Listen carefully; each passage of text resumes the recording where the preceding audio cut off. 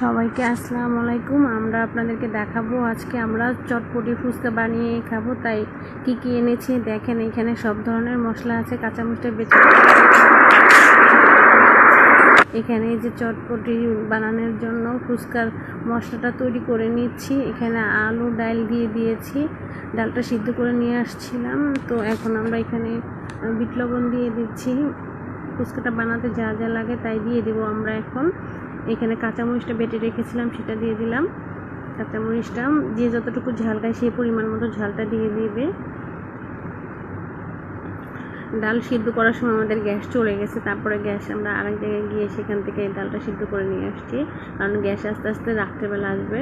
এখানে আমি ফুচকার জন্য রেডিমেড মশলা নিয়ে আসছিলাম, ফুচকার মশলা, চটপটির মশলাটা, সেটা আমি দিয়ে দিচ্ছি।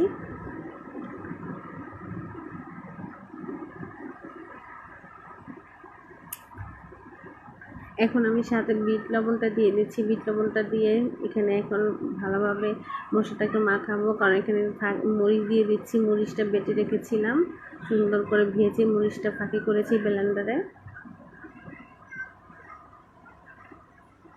আপনারা ইচ্ছে করলে ঘরে, কারণ যখন অনেক মানুষ থাকবে তখন কিন্তু ঘরে ফুচকা চটপটি বানালেই ভালো হয়, কারণ দোকান থেকে এনে এত পোষানো যায় না। আমাদের টকটা দেখেন কত সুন্দর লাগতেছে। টকটা খেতেও খুব মজা, আমি খেয়ে দেখেছি।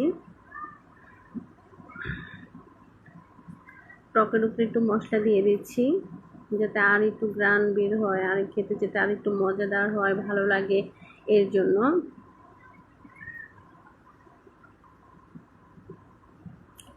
আমরা যারা যারা ফুচকা লাভার আছি তারা বলবেন আমাদের ভিডিওটা কেমন হয়েছে। আমার আসলে আমার ফেসবুকে 7 মিনিটের বেশি ভিডিও ছাড়া যায় না, তো আমি ভিডিও অনেক বড় করতে পারি না, তাই আমি অল্প ভিডিও করে দিয়ে দিচ্ছি।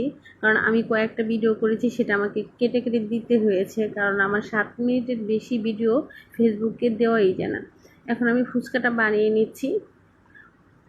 ফুচকার মশলাটা সুন্দর করে মাখিয়ে নিয়েছি, পেঁয়াজ ফাঁকি মরিচ সব কিছু দিয়ে একসাথে সব কিছু মাখিয়ে এখন আমি ফুচকার মধ্যে দিয়ে দিচ্ছি। সুন্দর করে ফুচকা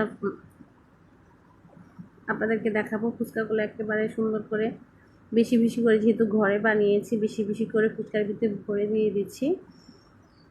আপনারা চাইলে পরিবারের সবাই একসাথে এভাবে বসে ফুচকা বানিয়ে খেতে পারেন। আমরা উপর দিয়ে ডিমটা দিয়ে দিচ্ছি। ফুচকা বানানো শেষ আমাদের। এখন আমরা সবাই মিলে চলেন ফুচকাটা ট্রাই করি, কেমন হয়েছে আপনারা জানাবেন। সবাইকে আসসালামু আলাইকুম, ভালো থাকবেন, আল্লাহ হাফেজ।